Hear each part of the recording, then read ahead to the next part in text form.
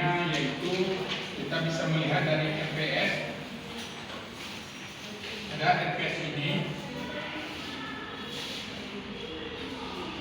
Di pertemuan ke-6 itu adalah suatu teknik pemisahan pemilihan menggunakan kromatografi tipis. Sudah pernah kita belajar. Kemudian kita akan melanjutkan pada pertemuan ke-7, yaitu identifikasi senyawa aktif secara kualitatif, baik secara screening fitokimia. Ya. Di sini mahasiswa diharapkan mampu mengidentifikasi senyawa aktif secara kualitatif yang ada di alam lokal kita ini. Ya, itu yang ini. Kemudian pada materi ini saya ambil sebuah jurnal. Itu jurnalnya jurnal saya sendiri. Ini merupakan hasil penelitian hibah dari LIPI yang saya publikasi di Sinta 3, yaitu screening fitokimia dan uji aktivitas antioksidan ekstrak etanol daun ciplukan kawasan manifestasi geotermal Selawang Agam. Nah, kenapa saya ambil penelitian ini? Karena perbedaan tempat. Kalau biasanya tumbuhan yang hidup di Selawang Agam ini atau daerah geotermal ini, biasanya dia pertahanan hidupnya semakin kuat, ya. Sehingga antioksidannya itu semakin tinggi. Itu prinsip pendahuluan daripada jurnal ini. Baik, kita masuk ke materinya.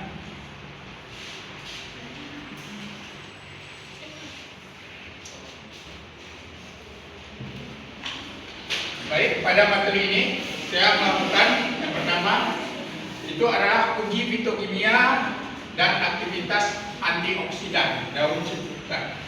Penelitian ini mengkaji kandungan fitokimia dan aktivitas antioksidan dari ekstrak etanol daun ciplukan.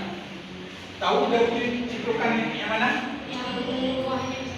Iya, yang buahnya itu biasanya digunakan untuk pengobatan antidiabetes senam tikus. Di sini saya melakukannya di daerah geotermal Selawang Agam. Ya. Kemudian metode yang saya gunakan itu adalah ada dua, spektrofotometri UV-vis dan DPP.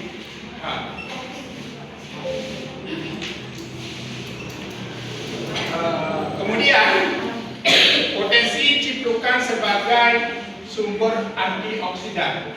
Jadi bukan di sini bukan tumbuhan ini aja, tumbuhan yang lain bisa juga sebagai antioksidan. Ini penelitian saya tahun yang lalu. Kemudian pada tahun ini saya kembangkan lagi ciplukan ini antara dua daerah, yaitu geotermal dan non geotermal. Kemudian saya menggunakan metode yang lain. Nah, membandingkan antara metode. Alhamdulillah itu mendapatkan juga imbang. Kemudian ini potensi yang pertama ekstrak etanol dari daun ciplukan menunjukkan aktivitas antioksidan yang sangat signifikan. Nanti kita bisa melihat hasilnya yang nomor satu ini, berapa kandungan daripada antioksidan ini. Yang kedua, kandungan daripada fitokimia. Kandungan dari fitokimia ini kita mau melihat ada apa saja dalam ciplukan ini. Kan kita udah belajar kemarin screening fitokimia, ada apa aja? Alkaloid, saponin, dan lain-lain ya. Nah, di sini kita mau melihat itu semua. Ada nggak dalam ciplukan ini, dalam tanaman ciplukan ini? Kemudian menggunakan metode spektrofotometri UV-vis. sini digunakan untuk mengevaluasi antioksidan ekstrak menghasilkan data yang valid. Ya. Dari sini kita mengukur salah satunya itu adalah flavonoid pakai spektrum UV-Vis. Kemudian perbandingan kontrol ini untuk antioksidan biasanya kita menggunakan asam apa? Asam ascorbat ya sebagai pembandingnya. Ya, nanti hasilnya dapat kita lihat di hasil. Kemudian yang selanjutnya adalah kawasan geotermal.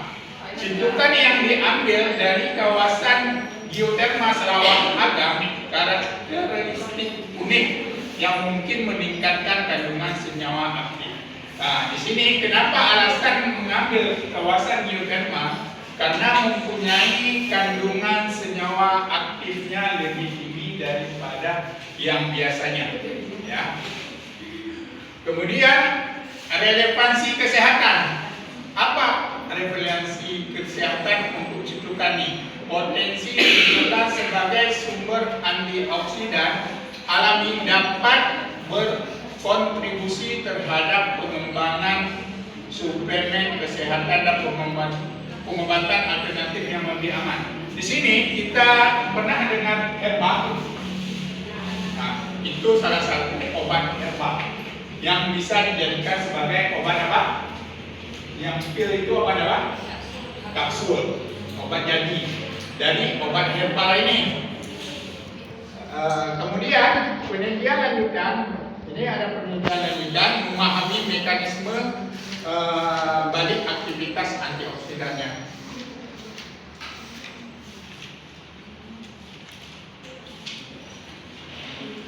Penelitian aktivitas antioksidan dan screening fitokimia dari daun ini ada beberapa, ada yang pertama itu adalah sebagai tanaman obat. Cidukan ini sebagai tanaman obat. Kenapa bisa dijadikan sebagai tanaman obat? Karena dalam kehidupan sehari-hari banyak masyarakat yang sudah memakai cidukan ini sebagai obat. Nah, baik obat anti diabetes dan obat lain nanti bisa kita lihat. Yang kedua, pentingnya tanaman geotermal. Nah, di sini pentingnya tanaman geotermal seperti cidukan ini memiliki kemampuan adaptasi yang sangat tinggi. Yang hidup di daerah geotermalnya, tumbuhannya pasti adaptasinya sangat tinggi. Dia di situ pasti kekurangan air. Yang pertama, yang kedua apa lagi? Daerah geotermal. Pernah pergi ke Ipoh? Pernah. Apa kondisinya? Panas.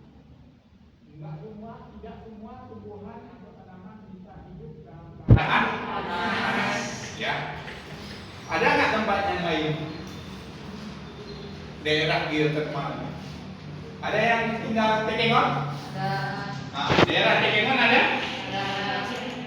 Yang dimaksud dengan geotermal ini ada gunung apa? Berapi. Gunung yang berapi itu yang dimaksud, yang aktif itu adalah termasuk gunung geotermal. Di Aceh itu ada 4 lokasi. Yang setahu saya ada 4 lokasi. Salah satunya di Sarawak, Sabang, Tekengon dan Gayolus. Ya, bisa nggak dijadikan sebagai sumber lain? Bisa. Geotermal ini bisa dijadikan sebagai sumber energi terbarukan. Ya, nah, itu salah satunya. Kemudian kita lihat nomor 3 itu meneliti aktivitas antioksidannya. Di sini kita mau meneliti aktivitas antioksidannya, berapa kandungannya yang terkandung pada cidukan ini. Dengan menggunakan metode uji DPPH. Ya, uji DPPH ini memang salah satu metode yang paling efektif dalam pengujian antioksidan. Kemudian yang langkah selanjutnya itu adalah proses screening fitokimia. Ya. Dari hasil ini kita screening fitokimianya. Ada nggak kandungannya? Misalnya kandungan daripada suatu baku metabolik sekunder berupa alkaloid atau flavonoid. Nah, selanjutnya adalah potensi aplikasi dalam kesehatan. Gimana aplikasi dalam kesehatan? Aplikasinya itu tugas kita sebagai seorang sarjana. Ini screening ini setelah mendapat hasil screening misalnya positif mengandung senyawa metabolik sekunder flavonoid. Dari flavonoid ini atau dari screening ini bisa kita menjadikan suatu obat-obatan, ya. Kemudian yang selanjutnya kaitan antara fitokimia dan kesehatan. Di sini kaitannya adalah semua obat untuk kesehatan rata-rata pasti ada mengandung fitokimia. Fitokimia itu salah satu adalah metabolit sekundernya, pasti ada mengandungnya. Ya. Kemudian kita lihat signifikasi penelitian untuk lingkungan. Kita bandingkan antara lingkungan ini dengan lingkungan ini.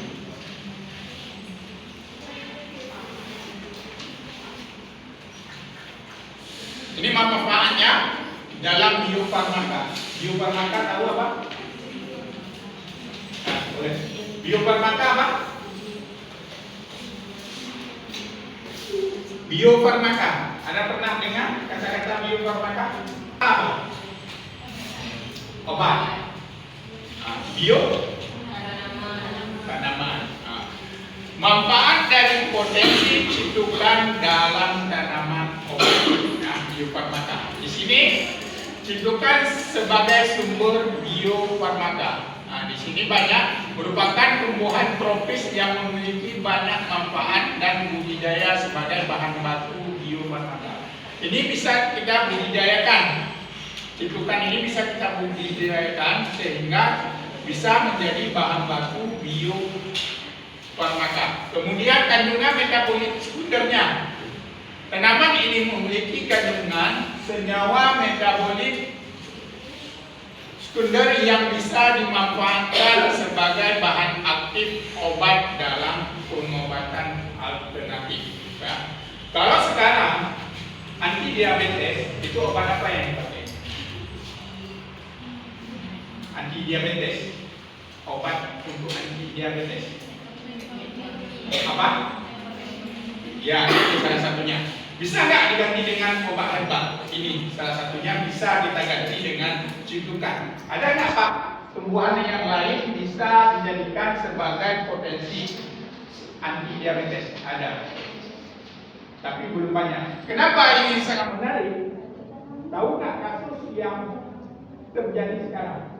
Salah satunya itu kasusnya anak kecil sudah terkena diabetes. Apa penyebabnya? Minuman manis, kemasan. Salah satunya apa? Ya, oleh-oleh. Ya, itu salah satunya. Jangan banyak mengkonsumsi itu adalah minum kemasan. Kalau minum saset itu salah satunya juga yang dapat menyebabkan diabetes. Ya. Contohnya apa? Minuman kemasan atau minuman ini apa? Saset.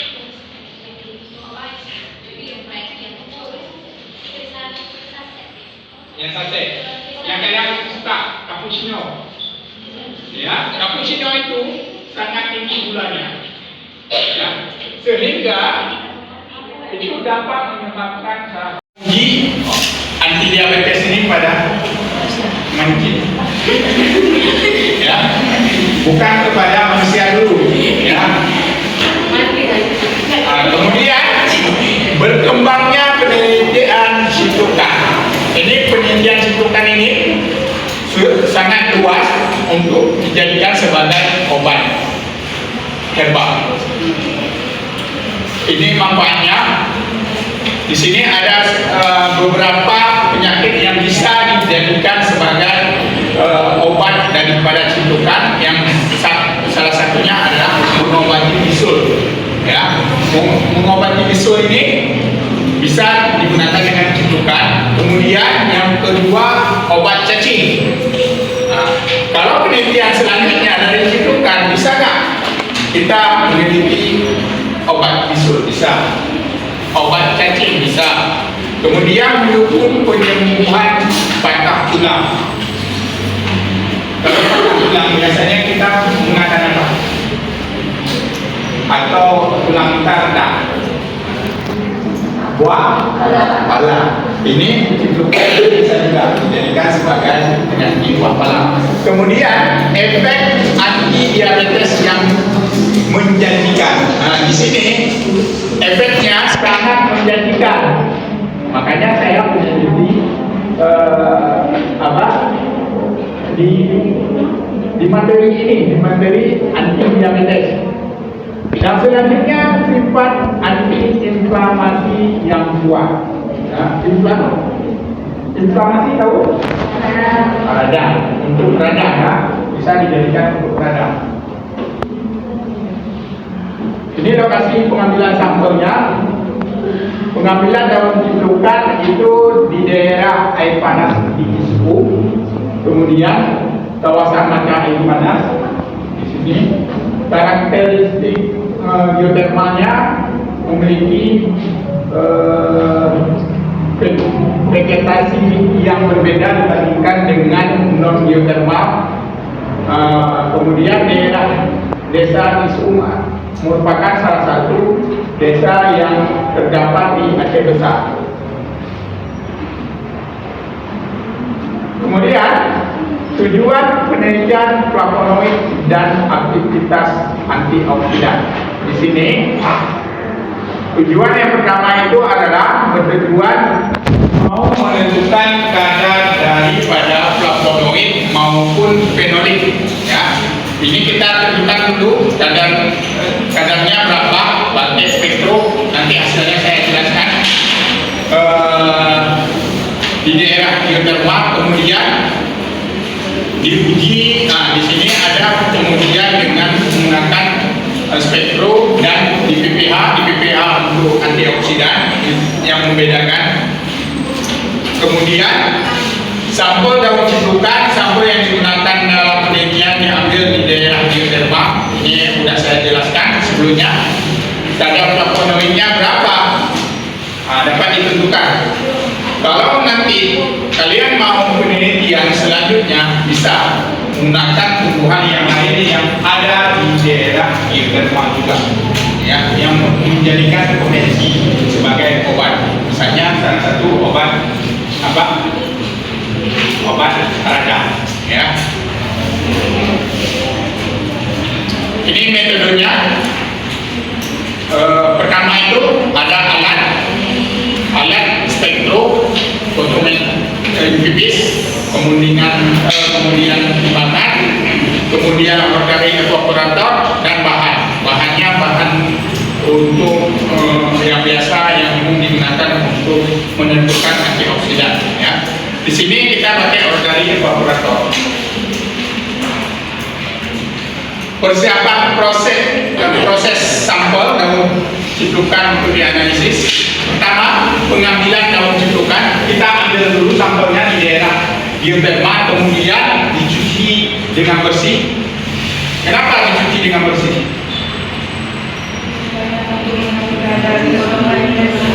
Supaya menghilangkan ini kotoran yang ada pada sampel. Yang ketiga, kita timbang dulu, ya, berapa berat sampel. Yang keempat, pengeringan daun. Kenapa harus dikeringkan? Menghindar daripada air. Betul. 7 hari kita keringkan di terik matahari atau di dalam ruangan. Kenapa dalam ruangan?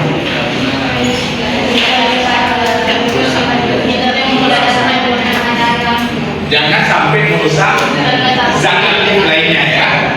Kemudian yang nomor 5, penghalusan daun. Kita haluskan. Biasanya kita menggunakan blender. Nah, kalau seandainya ini kebetulan sampel saya daun, seandainya matang, berarti apa kita haluskan ini? Ditumbuk. Paling gampang pakai apa? Paling kalau batang dirajang. Sanggup nggak kalian rajang? Nggak. Pakai apa ya? Di depan kayu. Suruh cincang kecil-kecil. Jadi kayak serbuk kayu. Tahu serbuk kayu? Serbuk kayu itu kalian jadikan sampel. Itu alternatif paling cepat. Kalau kalian ambil batangnya nanti. Kalau ada pengincar batang, ya. Kemudian yang nomor 6, penyimpanan serbuk. Betul-betul disimpan, jangan ada udara karena untuk menjaga kualitas hingga analisisnya. Ya. Biasanya ini ditutup, jangan kena udara. Ini proses pembuatan ekstrak daun ciprukan. Prosesnya serbuk sampel direndam dalam etanol 96%. Kenapa harus etanol 96%?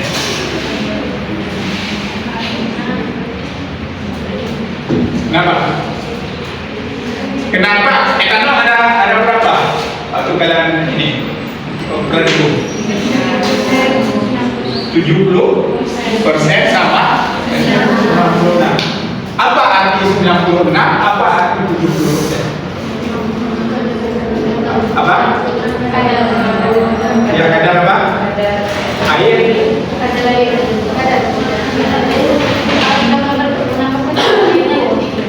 Ya, sedikit. Kalau 96% itu mengandung air itu 4%. Nah, makanya di sini menggunakan etanol 96%. Kalau yang 70% itu kadar airnya berapa? 30%, ya.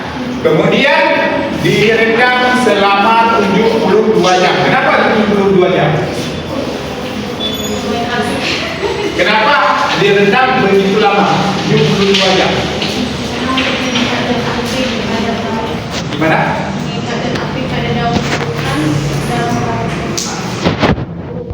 Semua zat aktif, ya. Zat aktif ini bisa semua bisa dilakukan. Ya. Kemudian proses penyaringan ekstrak. Ya, kita saring setelah direndam selama 72 jam disaring proses ekstrak cair. Kan ada dua lapisan. Yang mana lapisan yang diambil? Yang filtrat atau yang daunnya? Filtrat, ya. Filtratnya diambil sehingga filtrat tersebut di rotari evaporator. Nah, di sini dapatlah ekstrak kental. Ini buahnya, ini buah. Kalau mau buah bisa juga. Kebetulan saya daun nggak sampai buahnya. Ini ada buahnya kan? Nah, di dalam. Kemudian ini metode penyimpanan fenolik, ya, menggunakan fenil ini metodenya pada panjang gelombang 755 nanometer. Nah, di sini pada panjang gelombang ini sudah ditentukan. Seandainya pada gelombang ini tidak ada panjang gelombang, kita harus menentukan panjang gelombang maksimum dulu pakai standar ini. Ya, pakai standar ini kita tentukan dulu berapa puncaknya. Misalnya di sini kita menentukan panjang gelombang dari 500 sampai 800 misalnya, ya, nanometer. Ini panjang gelombangnya. Kita tentukan buat larutan standarnya 1. Kemudian pada spektrum kita tentukan panjang gelombang, misalnya kita ambil ring 20, 520, 540 dan sampai 800. Nah, kemudian nanti akan didapat panjang gelombang maksimum. Nah, di sini yang didapat itu adalah absorbansinya. apabila misalnya sekitar di sini 760 ya, dia paling tinggi, absorbasinya nanti akan turun. Setelah 760, misalnya 780 sudah turun, berarti panjang gelombangnya pada 760. Ini pada puncak yang paling tinggi, itu yang disebut dengan panjang gelombang. Kemudian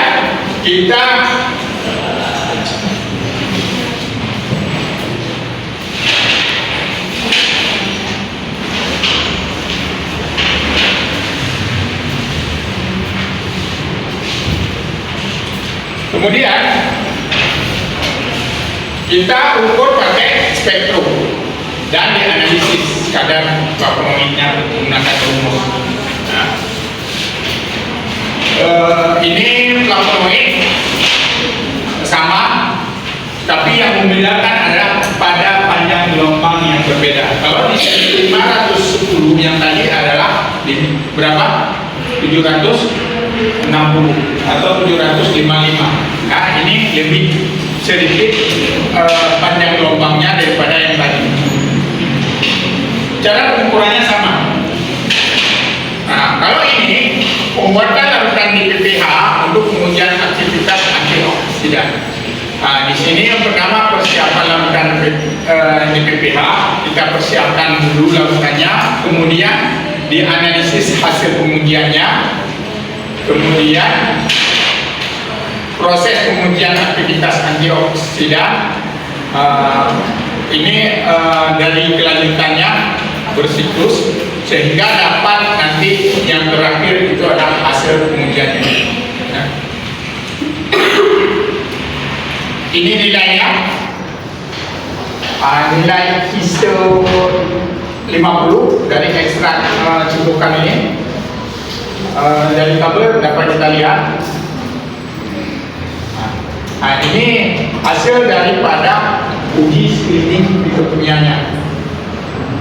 Ya, hasil uji screening fitokimia di sini parameter yang diuji ada 5. Yang pertama alkaloid, flavonoid, tannin, saponin, dan steroid. Di sini beraksi yang kita gunakan pada alkaloid ini ada 3. Wegner, Mayer, dan Dragon. Nah, di sini semua positif, hasilnya semua positif, flavonoid positif, sampai steroid semua positif. Dari mana kita menandai positif ini? Dari warna ini. Apabila sampel kita tambah dengan reaksi Mayer, tidak ada endapan putih, berarti negatif. Ya, kalau ada endapan putih, berarti positif. Yang nomor 2 itu ada flavonoid. Nah, kita tambah dengan Hg dan HCl. Kalau merah kekuningan itu menandai positif. Kalau tidak ada merah kekuningan berarti dia negatif, tidak mengandung flavonoidnya. Sampai seterusnya. Ini hasil daripada antioksidannya itu adalah 14,99. Ini dari pengukuran ciplukan untuk antioksidannya. Kemudian ini persen inhibisinya. Ini pakai larutan standar asam askorbat. Di sini didapatkan IC50 itu adalah 19,44. Sedangkan hasil kita itu adalah 14,99.